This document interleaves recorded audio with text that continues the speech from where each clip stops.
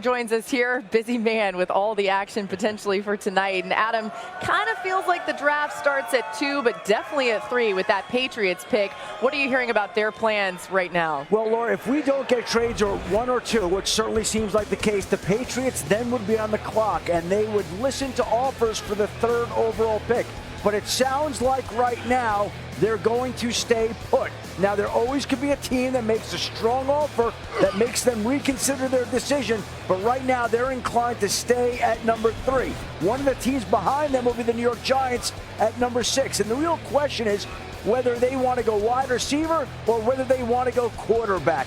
They can use help at a lot of different places along their offense, but where do they feel the most important assets are? They spent a lot of time with quarterbacks during the process. And the other team that would have an interest in moving up is the Minnesota Vikings. They are scheduled to pick 11 and 23 in the 1st round. The problem is you need a trading partner. Right now, New England doesn't seem inclined to deal. So can Minnesota move up inside the Giants to not risk losing a quarterback? Do they wait to see who the Giants pick at number 6?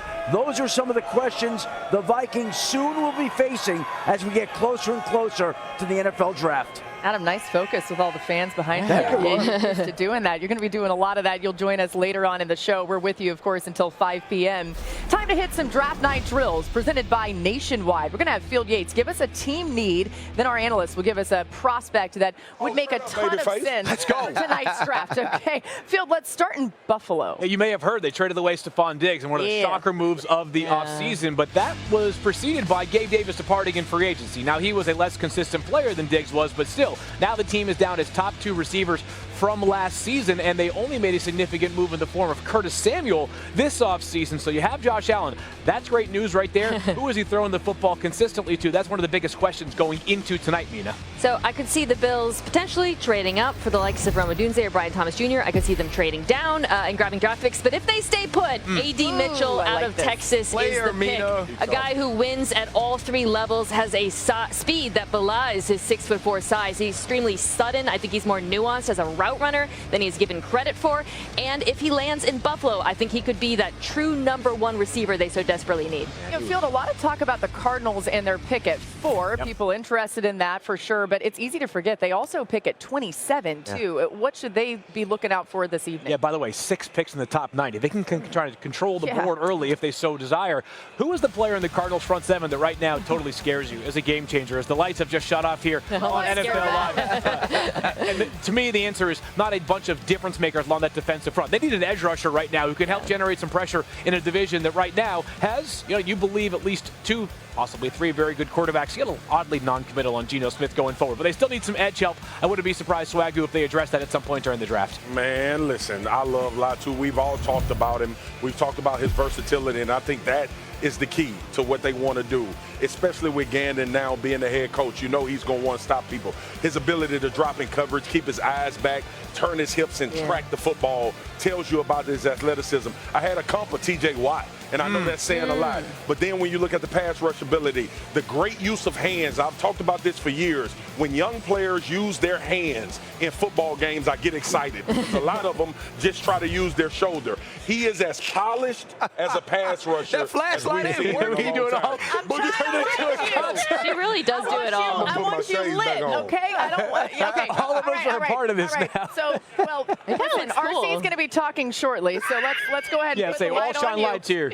Field, let's talk about Jacksonville because they're a really interesting team tonight. What part of their roster could use some help? Yeah, that secondary needs some help. Thank you very much, RC, right here for the assist. Darius Williams was released. Tell some ghost stories after this offseason, so this team needs to address the cornerback spot. On top of that, they need to get a guy early because there is I think at least a trio of cornerbacks that could go in the 1st round, but all of a sudden the depth starts to drop off in a hurry here, RC. So they need some game changers on that defensive front. They got plenty of investment in those 2 edges, and Josh Allen and last year's 2 years ago, 1st round pick Trayvon Walker. You got to find a corner though. Yeah, you have to find a corner, and for me it would be Terrion Arnold from the University of Alabama. When we watch what this guy was able to do both in the slot and on the outside, I believe he's special. Here, you're going to see him in off coverage. He's actually basically out-leveraged. Look at him use his eyes. He's ready to speed turn if he gets a vertical route, but now he's going to drive the out. Not only drive it, get his eyes back to the quarterback and make a play. I want to show you press coverage, and he's playing against Ladd McConkey, and if you ain't seen him play, the boy can go. Here, you're going to see him shoot the inside hand. If you get an inside route, you want to be low hip.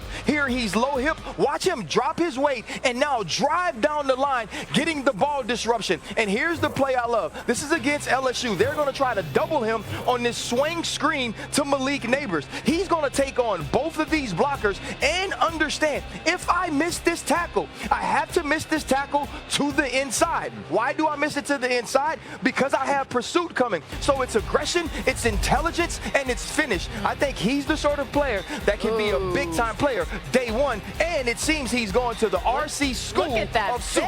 Yes. Terrion Arnold getting ready for the red carpet. Do I have time for I think you've got time for a question. RC, let me ask you a question, bro, because we talk about versatility up front with guys that can play multiple positions. You see how dominant they can be. How much value is in being able to play the slot in the outside? It's changing now, right? Because you remember the slot position used to be the third corner. Yep. Right now the slot position is a starter. So if you have a guy like Terrion Arnold who can also play inside, he's on the field 75% there, but also when you get regular personnel, 21, 22, 12, he can go on the outside and match with those number one receivers. That sort of versatilities make things different, especially if he becomes a number one that travels. Right. Now you can also play him in man on the inside. It also helps you with your numbers. Like how many guys you bring to the game is a big deal in the NFL.